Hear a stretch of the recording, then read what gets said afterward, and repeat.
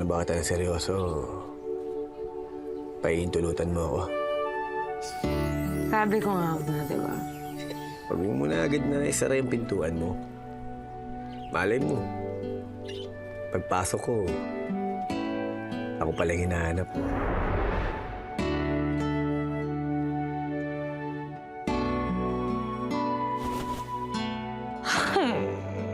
Ano ba yan? Tanggol, pati ko naman sa panaginip. Ginugulo mo pa rin ako. Ayoko nga ng banguha. Sa tuwing magkalapit ka, kumikislap aking mata. Hindi ko mapigilan, ngumiti ng dahan-dahan. Bawat sulyap mo sa'kin may kahulugan. Kapag kausap na kita, ako'y napapatulala. Para mantang Mukhang niligawan ka ba niya ni Tanggol? Gusto sagutin yan. Gutumin ka lang yan. 2 minutes nga patay na patay sa akin. Ayoko nga sagutin. Ha? Oh, patay na patay. Patay gutom. Kay labis-labis kitang namimiss. Eh, kasi yung prop ko ngayon, di ko bet. Ngayon, nangyakol kasi. Tuwing tinitignan ako, para akong laging hinuhubaran. Sino? Ayun, no? Mr. Mangahas. Yan. Kaibigan po ako ni Monica Di Makulangan. O ano ngayon? May pinapasabi po kasi siya sa inyo eh. Ano yan? Sapakin ko daw kayo. Uy! Tanggol! Tanggol! Uy, halika na! Tama na yun. Salamat ka kayo, wala ka ng problema. Bakit? Sigurado ako pagbalik ko sa eskwelahan, mabait na mabait ka sa'yo teacher mo. Ako, baka pag-initan pa ako noon dahil sa'yo. At sa aking pagising, hanap-hanap kita. Sa tuwing kailangan kita, agad dumadating ka. Sino bang hindi mapapaibig sa'yo, sinta? Pag-ibig na nga ito, di makatulog sa'yo. Ako'y nabihag na ang dibdib ko'y kumakabog-kabog. Nahulog na sa iyo, ikaw ang sinisigaw ng puso. Sana ay ikaw na at ako hanggang sa dulo. Sana bigyan mo ako ng pagkakataon na maipakita sa'yo kung gaano kita kamahal. Pag-ibig sa tuwing kailangan Mahal na mahal kita. agad dumadating. Kahit hindi ako karapat dapat para sa'yo. Sino bang hindi mapapaibig sa'yo, sinta? Pwede ba kitang halikan? Pag-ibig na nga ito, di makatulog sa'yo. Ako'y nabihag na ang dibdib ko'y kumakabog-kabog. Nahulog na sa iyo, ikaw ang sinisigaw ng puso. Pangakong ikaw lang at ako hanggang sa dulo. Sa lahat ng mamanyakin mo, sumukang pa. Alam mo bang yan ang prinsesa ko? Ha?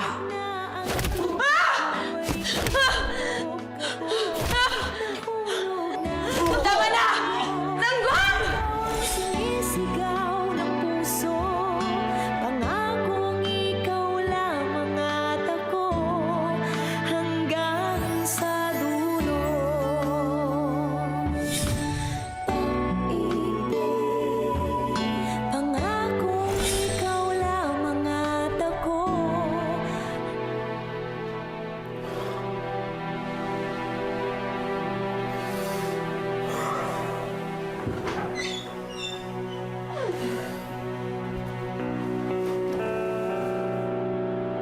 Ella.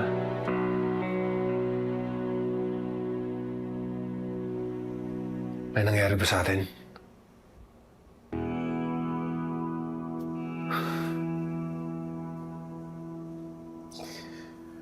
Lena, sorry. Sorry na lasing lang talaga ako. Wala ka dapat ikahingi ng sorry. Pareho naman natin ginusto yun eh.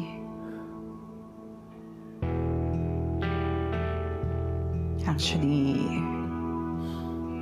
first time ko yun. Sa'yo ko binigay yung pagkababae ko. Ganon kita gusto, Rigor. Lena, huwag sa akin. Pamilyado ang tao, may asawa ko. Huwag kang mag-alala. Wala naman akong balak na maghabol o agawin ka sa asawa mo. Saka, naiintindihan ko naman yung sitwasyon mo. Ayokong dagdagan pa yung problema mo ngayon.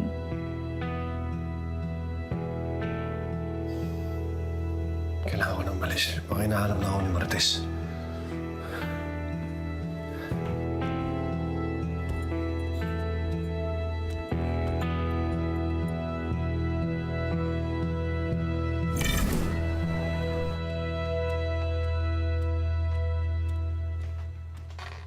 O, Tanggol, La. hindi ka pa ba matutulog?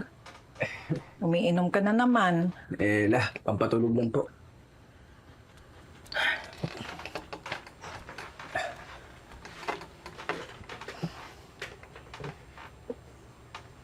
Ano bang iniisip mo? Kalokohan na naman, ano?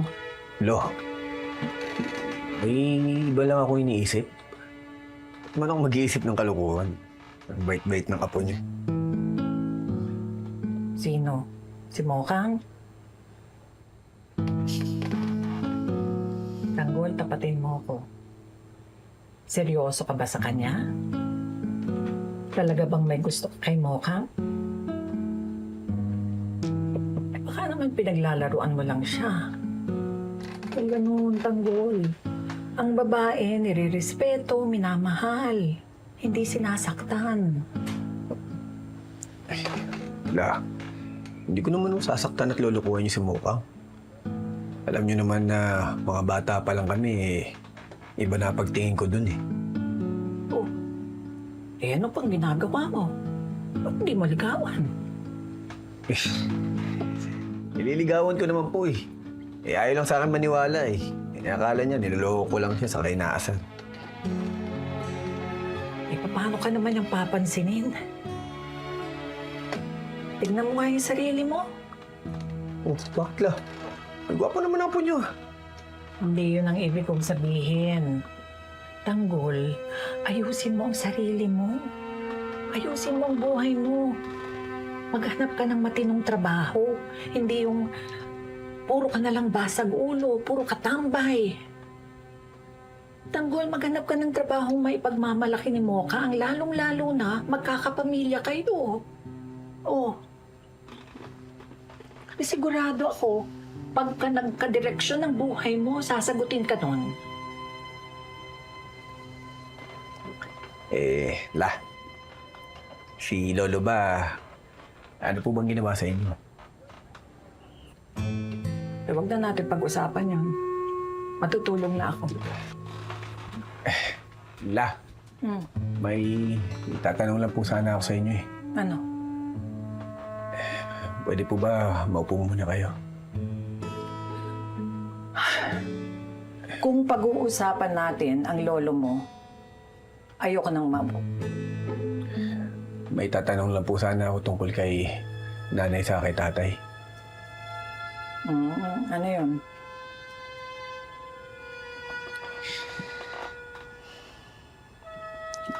Kasi po minsan napapaisip ako kung bakit ganun po ang trato nila sa akin eh. Para bang minsan di ko nararamdaman na anak po nila ako. Lalo na po si tatay. Hindi ko nga po alam kung nagawa akong pagkakamali sa kanya eh. Kahit nung bata pa lang ako, ramdam na ramdam ko naman po yung iba yung pagtrato niya sa akin kumpara sa mga kapatid ko eh. Kaya gusto ko po sanang tanungin sa inyo kung ano po bang nagawa kong mali. Wala. Wala kang nagawang mali.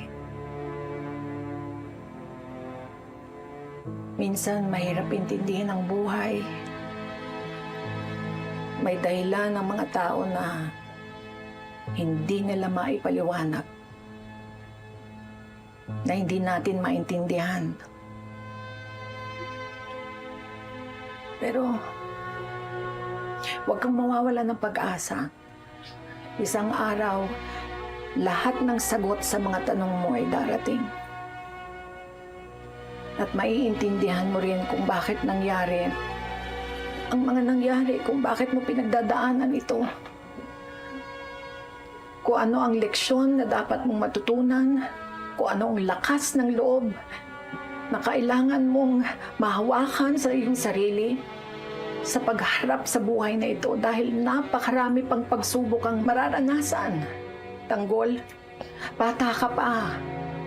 Napakarami pang pagsubok ang iyong haharapin. Pinatitibay ka ng Panginoong Diyos. Pinatitibay ka ng pagkakataon. Tandaan mo yan.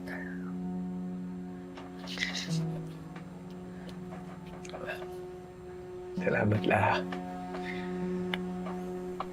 Kasi nararamdaman ko ikaw lang po ang talagang nagmamahal sa akin eh. Pinipilit kong punuan ang pagkukulang sa iyo ng mga magulang mo. At pinagdarasal ko na isang araw ay maramdaman mo ang pagmamahal ng iyong ina at ng iyong ama.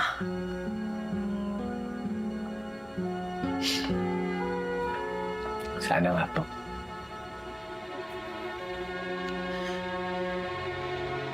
Huwag ka na magpuyat. Sumunod ka na mamaya. Tulog ka na rin. Sige po La.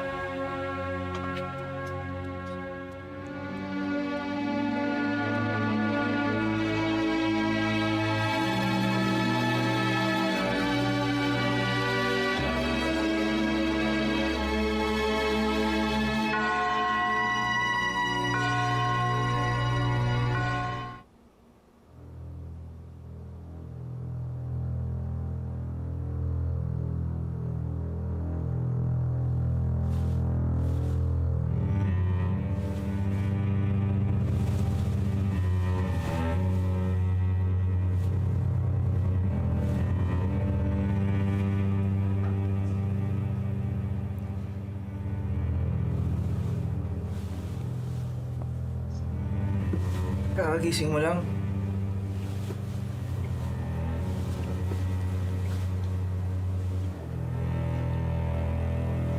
Camille, may problema pa? May nangyari sa atin, no? Oo, meron. Hindi na ako. Dapat pala hindi ako sumama sa iyo dito eh. Bakit? Mahal naman natin ang isa't isa. Tsaka parehas naman natin ginusto to ah. David, lasing ako kagabi. Wala ako sa tamang wisyo. Ano? Ibig sabihin ba napilitan ka lang mahalin ako? Ha? Hindi. Mahal kita. Eh yun naman pala eh. Pero di ba sabi ko sa'yo, hindi ako handa para sa ganito? Camille, dito rin naman uwi relasyon natin, di ba? Hindi ako ganong klaseng babae, David. Eh bakit hindi ba ako yun? Ha? Camille, ikaw lang ang babaeng gusto kong makasama habang buhay. Ikaw lang ang gusto kong pakasalan.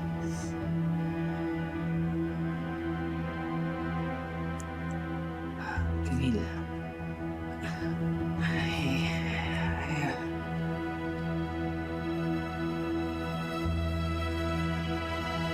Camille. na mahal kita. Hindi kita iiwan.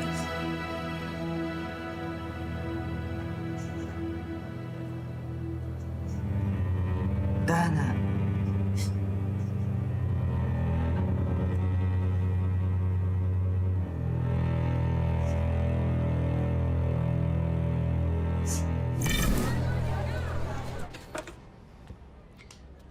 Tart, paano ba yan? Ngayong tapos na ang debut ni Mokang paano na tayo?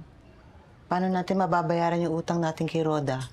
Huwag mo nang isipin yung tat. Ito nga, ready na akong aga-aga. Handang-handa na ako. Oh. Sisipagan ko na. Gagalingan ko yung pag-arte kong kawawa para marami maglimos para maipon natin yung pambayad kay Roda. Huwag mo nang isipin yun. Tay, tingin nyo ba? Sapat na pambayad yung panlilimos natin para sa matandang yan, ha? Sabi ko na sa inyo, huwag natin isan lahat ng bahay natin eh. Kung hindi natin isin ang lato, edi walang dibo si Mokang. Wala naman tayong ibang pagkukunan ng pera. Di ba?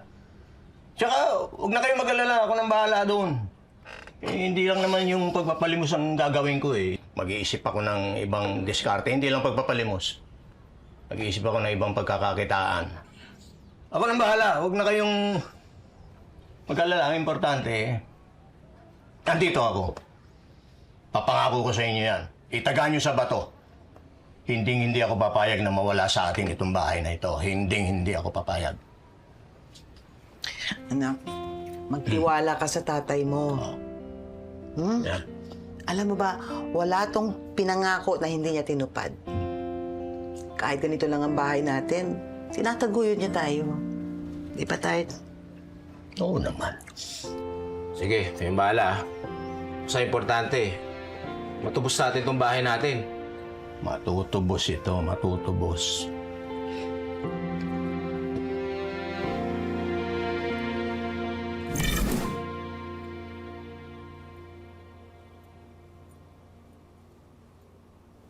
Emil, gusto mo mag-breakfast? Gusto ko na umuwi. Kaya mo, atid na kita sa inyo.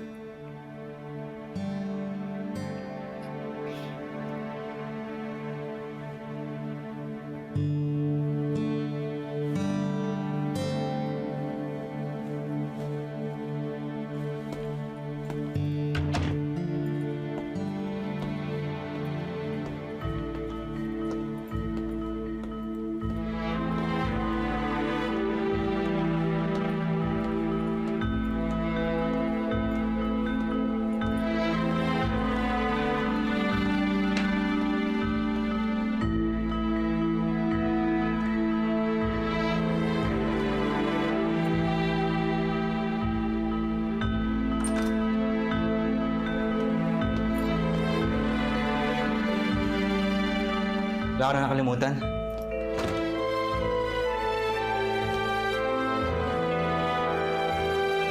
Sandali lang.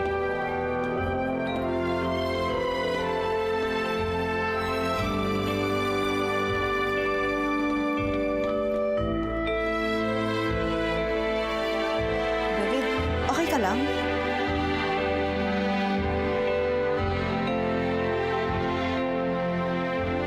Tara. Atid na kita sa inyo.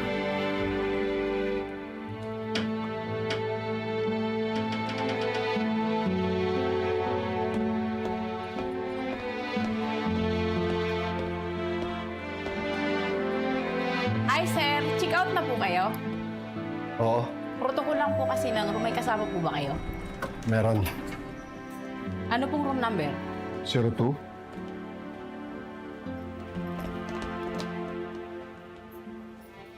Hello, ma'am. Sabi po ng kasama nyo, alis na daw po siya. Okay po. Okay na po, sir. Thank you. Salamat.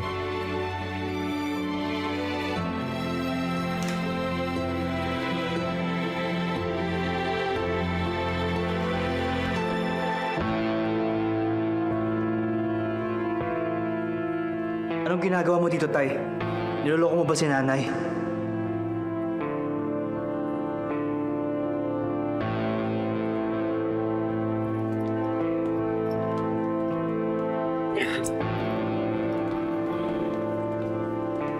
Miss, Check out na kami. Check out na kayo, sir.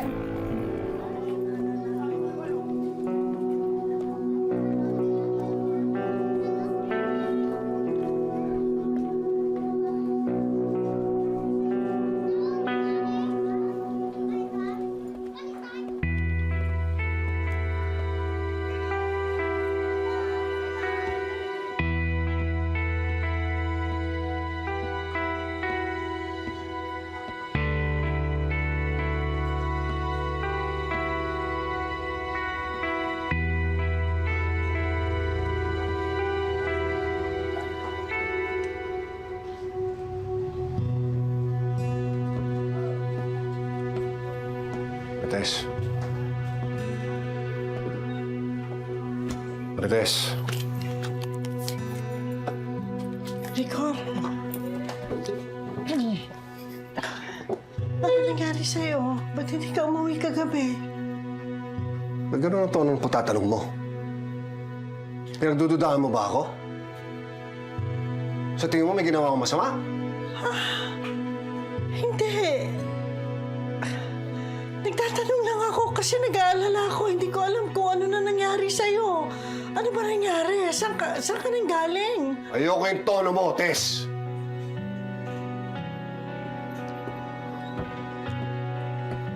Hindi na ba ako pwede magtanong? Buong gabi ko naghihintay. Kahit si David at saka si Tindeng, hindi rin umuwi. Iniisip ko kung nasan kayong lahat. Nag-aalala ako. Yun lang yun. Ano ba nangyari sa akin? Nasuspende ako sa trabaho. Ano? Yun ang pasya nila sa pagkamatay ni Ramon Montenegro. Ginawa na talaga impero ng buhay ko ang demonyong yan. Ang bigat ng daladala ko, Marites. Bugbog na nga ako sa problema sa trabaho. Katapos pinag-iisipan mo pa ako ng masama. Marites, dapat kakampi kita. Pasensya na. Hindi ko alam eh. Sorry, Igor. Sorry, hindi ko alam. Andito ako para sa'yo, ha? Igor, andito lang ako para sa'yo.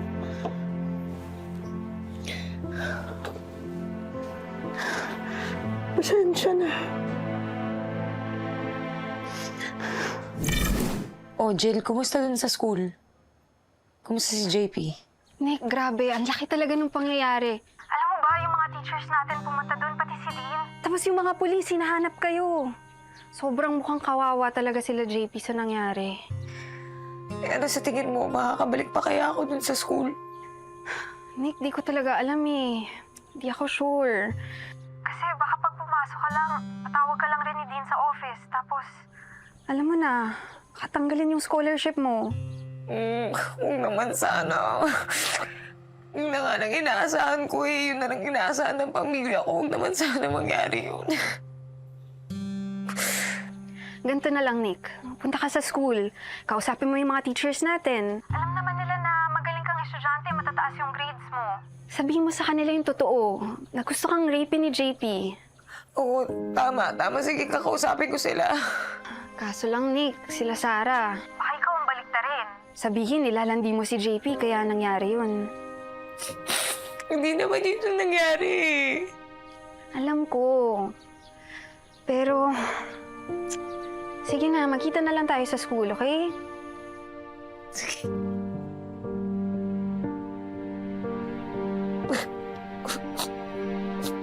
Sige. See you, Nick.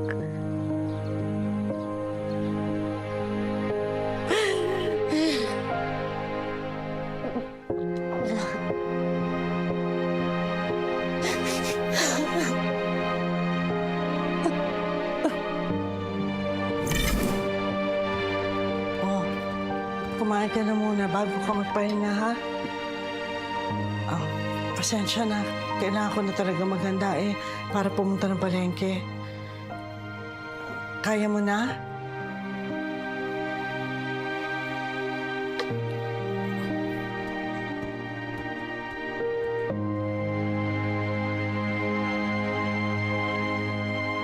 Nagsisisi ako sa maling nagawa ko.